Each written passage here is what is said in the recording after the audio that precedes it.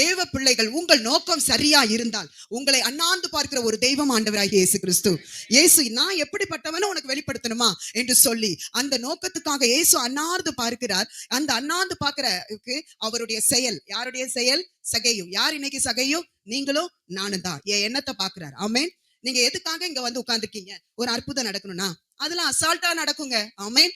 அற்புதத்தை செய்யறவர் இவர் ஒருத்தர் தான். அதிசயம் நடக்கணுமா?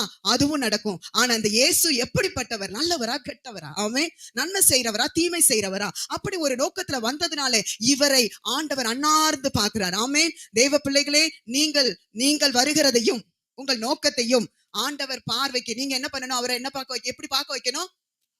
என்ன பார்க்க வைக்கணும்? நம்ம எப்படி ஜெபிப்போம்? ஜெபிக்கும் போது நம்ம எப்படி ஜெபிப்போம்? அவர் நம்மளை எப்படி பார்க்காரு? ஏன் அப்போ அவர் மகிமையை குறைக்கிறார்? நல்லா கவனிச்சீங்களா? ஆமென். ஹல்லேலூயா. அண்ணாந்து பார்க்க வேண்டிய தெய்வம் நம்மள அண்ணாந்து பார்க்குதுன்னா அவர் எந்த அளவுக்கு தாழ்மையில இருக்கிறார். ஹல்லேலூயா. அதுதான் தெய்வம். ஹல்லேலூயா.